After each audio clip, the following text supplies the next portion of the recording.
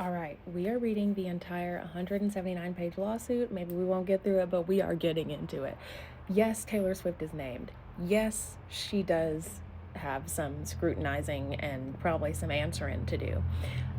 But let's keep going and reading about this. The funniest thing so far that we've seen is that Blake Lively referred to herself as Khaleesi and called herself the mother of dragons and said that Ryan Reynolds and Taylor Swift are her dragons. All right, 51.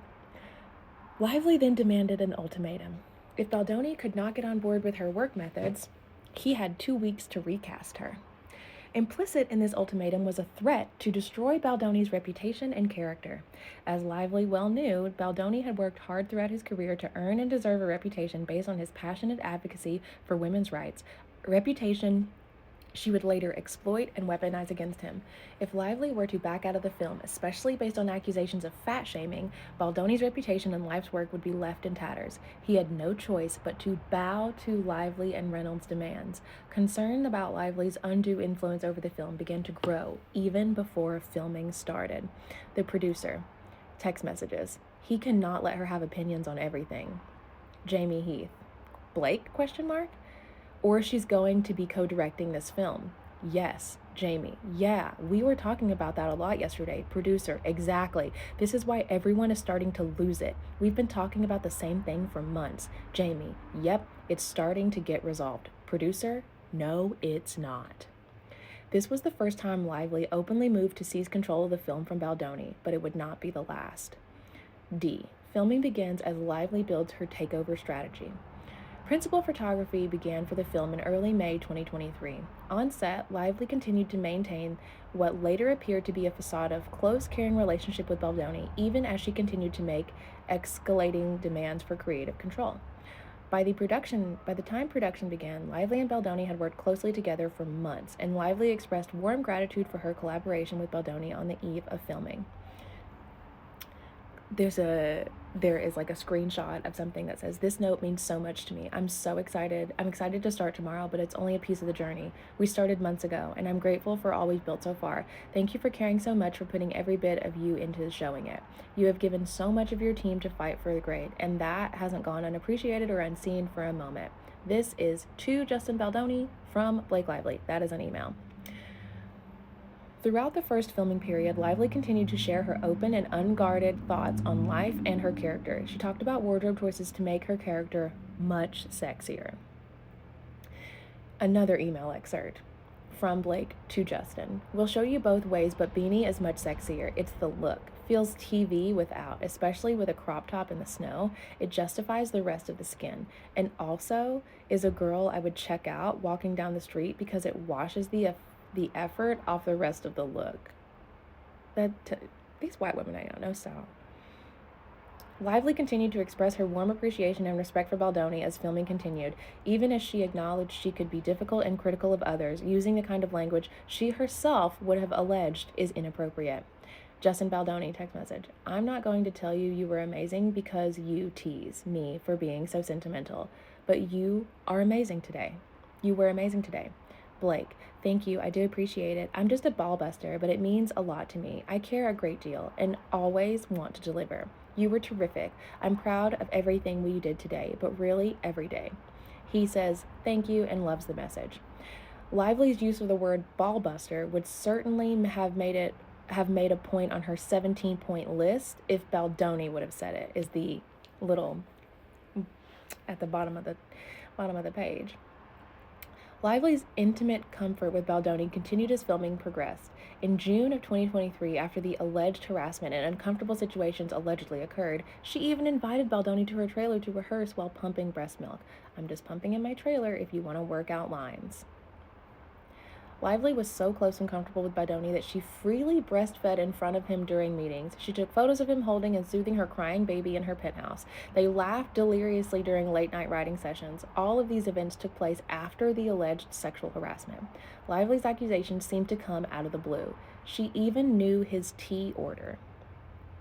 "En route to you, can I get you anything?" That was from Justin to Blake. From Blake to Justin. "No, all good. Thank you, though. I'm getting you a hot matcha, and do you know what Brandon likes?" Lively herself set the tone for personal discussions on set, including what language was acceptable. For example, on one occasion while filming a restaurant scene, Lively sat on the floor in painfully expensive shoes while discussing with a group of male crew how sexy her shoes were. Lively had no issue using the word sexy herself, but apparently took note both times Baldoni said the word in her presence.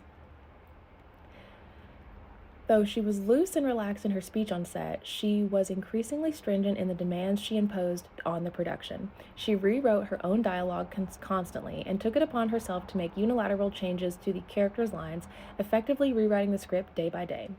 This pattern of domineering interference caused unending interruptions to the production process, leading to entirely unnecessary stress, chaos, and delays. It is well documented on film footage how frequently she requested changes and how at every turn Baldoni took her thoughts and out of fear of repercussions from Lively and her allies, he consistently tried to accommodate her.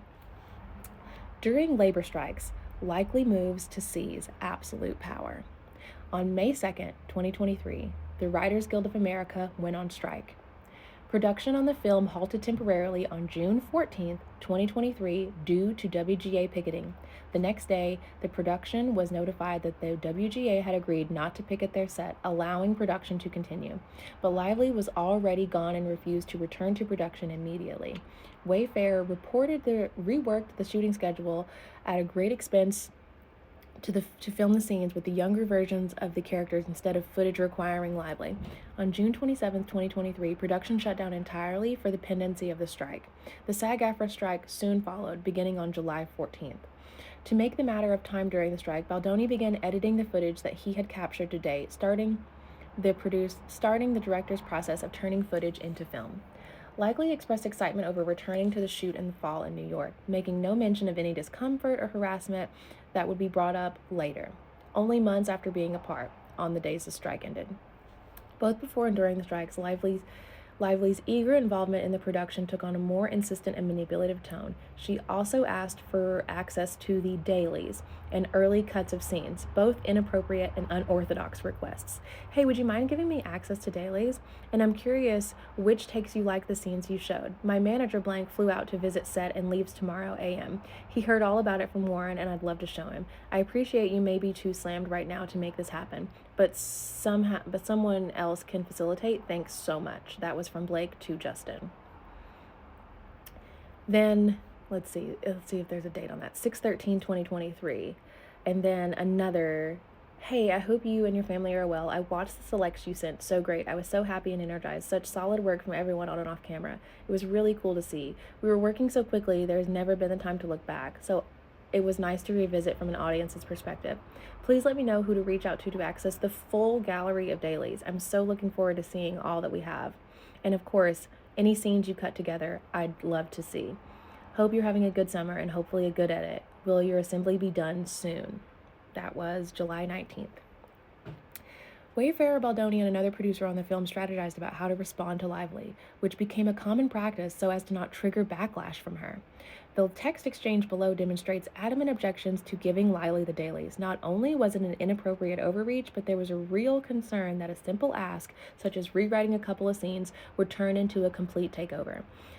They rightly feared that giving her the dailies could turn into her demanding to edit the whole movie, which is ultimately what happened. Let's go to the next part to see these text messages because this is juicy. This is basically saying that Blake Lively is a manipulative, cunning, and very much, dare I say, a snake? Oh my God. Tell me what your thoughts. Were you on this, like, I'm on Blake Lively's side, I'm against Justin Baldoni? Because whenever this was all happening, I was like, something's not right. I'm going to wait until the truth comes out, and then I'm going to dig deeper into it, which is exactly what we're doing now. Pulling back the veil and seeing exactly what happened.